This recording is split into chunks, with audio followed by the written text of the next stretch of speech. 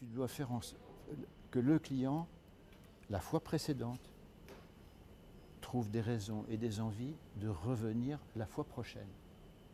C'est ça le but du linéaire. Donc le linéaire est fait pour quelqu'un qui n'y connaît rien. En rien, puisqu'il achète pour quelqu'un d'autre. Donc il faut que ton linéaire il respecte la contrainte maximum.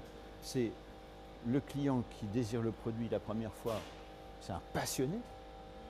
Donc lui il veut. Ou c'est un totalement incompétent.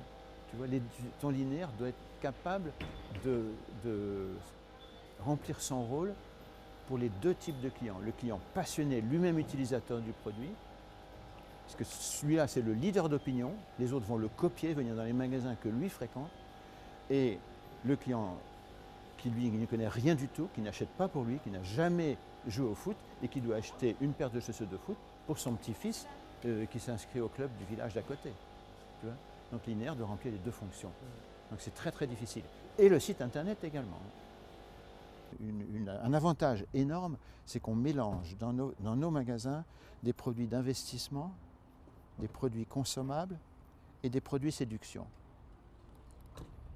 des produits mode. Alors, les produits consommables font revenir les clients souvent, fréquemment. Enfin, on appelle ça la récurrence de visite, par exemple, tous les mois, tous les 2 mois.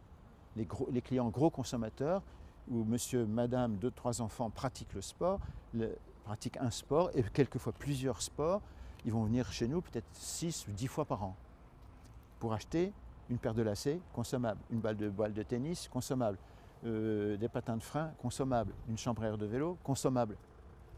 Et ce jour-là, des amorces de pêche consommables, des cartouches de chasse consommables.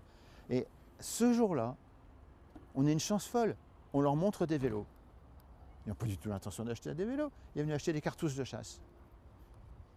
Et puis 3 mois après, il se fait voler son vélo. Ou 3 mois après, c'est son départ en retraite et on lui offre un vélo. Ou je sais pas. Et donc il va dire bah, j'en ai eu un super chez Decathlon. Donc le linéaire a fait son boulot de préparer la vente qui va se concrétiser 3 mois, 6 mois, 2 ans après. Tu vois. Donc notre métier, c'est structurer les gammes en familles d'usage et essayer de le faire le plus clairement possible, avec si possible des barres, enfin des tiges bleues ou je ne sais pas quoi chez vous, hein, qui montrent qu'il y a une famille de produits, un balisage pléonasme à hauteur des yeux, pour que le cerveau littéraire, il lise housse de sac de couchage ou comment ça s'appelle ça, drap de sac de couchage, très bien, drap de sac de couchage.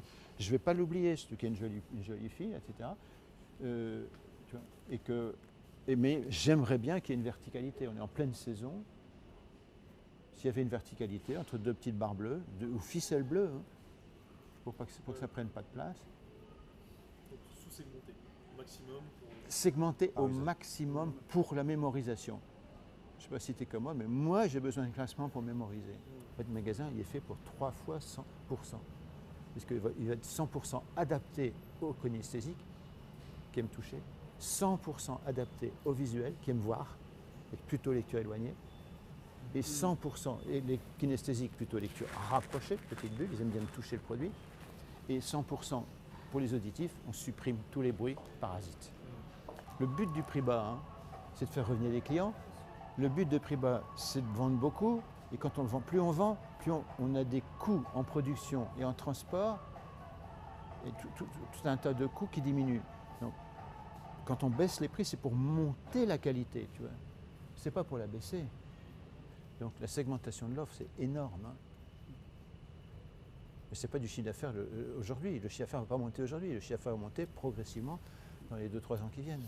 Mais souvent, la réduction du nombre de modèles fait augmenter le chiffre d'affaires et surtout augmenter la rentabilité, donc de permettre de baisser les prix. Et c'est un cercle vertueux. Réduire le nombre de modèles.